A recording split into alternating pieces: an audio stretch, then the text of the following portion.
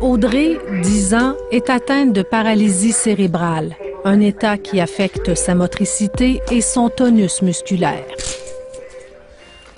Malgré son handicap, elle fréquente l'école de son quartier. Comme elle a besoin d'aide, la routine du matin est réglée au quart de tour.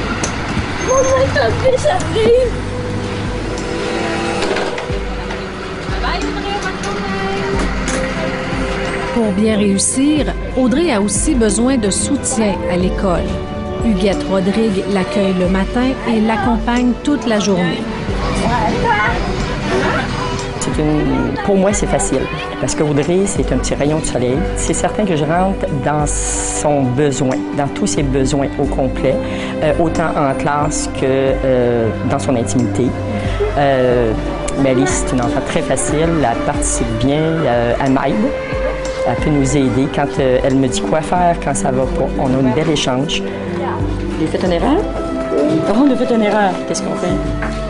Si Audrey arrive à mener une vie aussi normale que possible, c'est grâce à son courage, à l'appui de ses proches, mais aussi à l'encadrement que lui offre l'équipe multidisciplinaire de la clinique de paralysie cérébrale du CHUSS. On est prêt? Ouais. Viens, Tamino. 2 fois par année, depuis son plus jeune âge, Audrey est rencontrée pour un bilan de santé. Salut, Audrey. En venant ici ce matin, y avait-tu des choses que vous vouliez discuter? Des douleurs, un problème avec les orthèses, un problème à l'école? Le problème avec les orthèses, c'est certain. OK. Puis j'en ai parlé tantôt. OK. C'est très fatigant. OK. Mais là, aujourd'hui, vu que c'est sa clinique annuelle où tout le monde est là, bien, on va regarder ça. Tous réunis au même endroit, pédiatres, physiatres et autres spécialistes collaborent pour évaluer les besoins et les inconforts des enfants qui, comme Audrey, sont suivis à la clinique. Parfait. C'est quel pied, Audrey, qui fait mal? Sur le bord à briser. Sur le bord, Brigitte, l'autre côté. On va regarder ça. Est-ce que ça fait des rougeurs? Les deux? OK, on va regarder ça. C'est en fin de journée d'habitude? Oui. On veut les rendre le plus fonctionnels possible, leur donner le plein potentiel. Audrey, on veut la mettre debout. On veut qu'elle soit comme le plus possible comme les autres enfants, qu'elle puisse échanger, qu'elle puisse être confortable dans son fauteuil, de ne pas être asymétrique, de ne pas avoir de point de pression. Donc, tout ça pour la rendre le plus confortable et le plus fonctionnel en fonction du niveau d'atteinte de sa maladie. Ces enfants-là, ces adolescents-là, ces adultes-là ont une anomalie du tonus. Souvent, c'est un tonus augmenté, ils sont spastiques, ils sont raides. Une grosse partie de nos interventions, c'est de contrer l'effet de la spasticité. Donc, des exercices pour garder on va dire, les amplitudes ou la souplesse articulaire, excusez, des orthèses qui sont un peu comme des tuteurs qui évitent justement que les forces déformantes. Es-tu capable de rechercher plus que ça? Non, c'est pas mal ça. Oui. OK, on va regarder l'autre côté. La paralysie cérébrale est causée par des lésions au cerveau survenues avant, pendant ou peu de temps après la naissance. Comme il n'existe pas de traitement curatif à cet état qui n'évolue pas dans le temps, seule la réadaptation peut faire une différence. On est en mettant un plus long. Est-ce que t'es prête? Go! T'es bien droit? Quand t'es prêt? Moi. C'est parti. En plus de voir au bien-être d'Audrey à la maison, l'équipe de la clinique de paralysie cérébrale du CHUSS s'assure qu'elle puisse demeurer active et que tout se passe pour le mieux à l'école.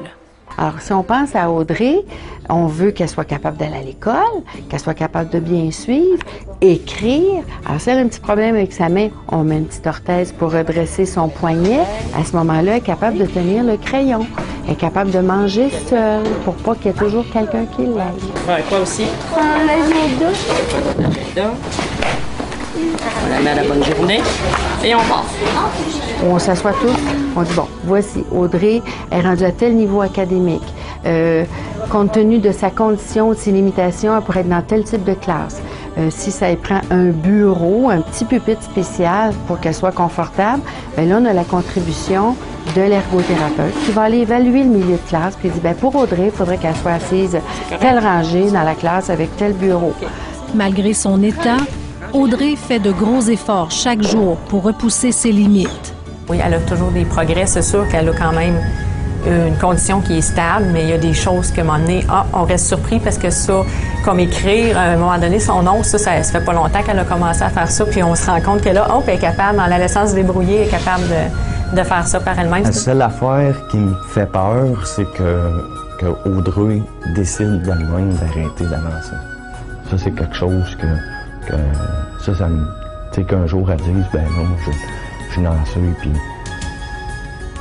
c'est parti comme ça, c'est pas ça qu'elle démontre, mais ça, c'est une de mes peurs. À un moment donné, elle dit, on arrête, puis moi, j'arrête, puis je veux plus, tu sais, je veux plus avancer, évoluer, tu sais, dans sa déficience motrice.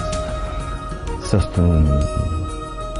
c'est une peur que moi, j'ai peur de plus être capable de m'en occuper. Des peurs et des angoisses tout à fait normales que les spécialistes de la clinique tentent d'apaiser par l'écoute et l'éducation. Tout passe par les parents. Alors oui, il faut les supporter, il faut les aider, il faut les éduquer, puis on dit souvent qu'ils sont les plus importants dans l'équipe. Quand les parents me disent ah, là, on a compris des choses qu'on n'avait jamais compris, ou il n'y a jamais personne qui a pu m'expliquer ou qui a fait ces liens-là, ben je me dis, je peux pas les guérir, mais je peux les aider, puis là, on commence ensemble, puis on travaille ensemble. Les aider à aller plus loin, malgré leurs conditions, soulager leurs inconforts physiques et émotionnels, bref, être là pour les voir s'épanouir.